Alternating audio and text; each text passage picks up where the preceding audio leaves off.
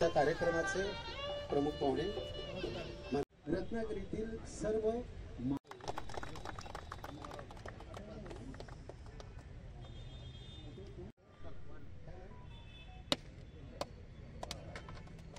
पूर्ण आहे।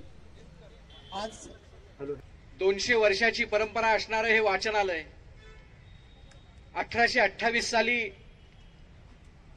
JRD. Tort यांनी स्थापन केलेलं हे वाचनालय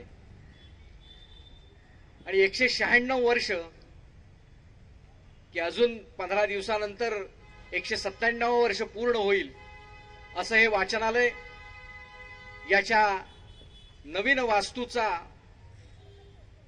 शुभारंभ आज डॉक्टर श्रीरंग कद्रेकर साहेब, राजाभाऊ लिमये साहेब आणि स्वतः चव्हाण साहेब यांच्या हस्ते आता पार पडलाय।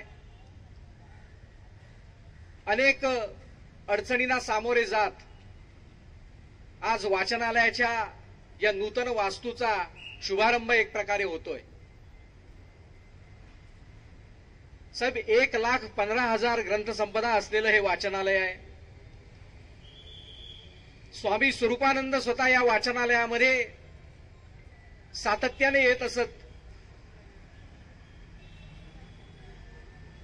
लोकमान्य टिळकांचे वडील या वाचनालयाचे सभासद होते आणि दस्तूर खुद्द स्वातंत्र्यवीर सावरकरांनी या वाचनालयाचं नामकरण रत्नागिरी नगर वाचनालय असं त्यावेळेला केलं होतं।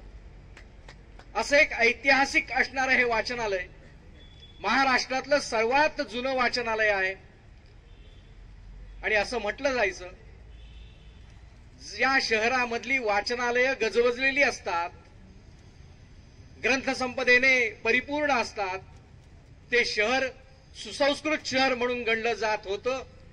तो कालखंड आणि आजचा कालखंड की जो डिजिटल युगाचा आहे, या युगातही या वाचनालयामध्ये 2200 सभासद हे नित्यनैमिक वाचक म्हणून येत असतात।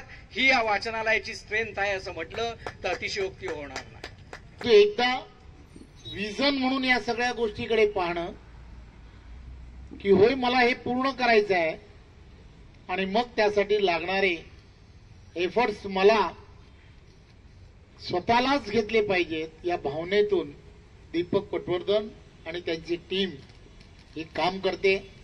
हे खऱ्या अर्थाने रत्नागिरीकरांचं हे भाग्य आहे असं मला या निमित्ताने सांगावंसं वाटतं। त्यामुळे एक मराठी साहित्याचा वाचक म्हणून मी त्यांचं खऱ्या अर्थाने आभार मानतो आणि कौतुक करतो की आपण ही उचललेलं पाऊल हे खरंच अभिमानास्पद आणि कौतुकास्पद आहे।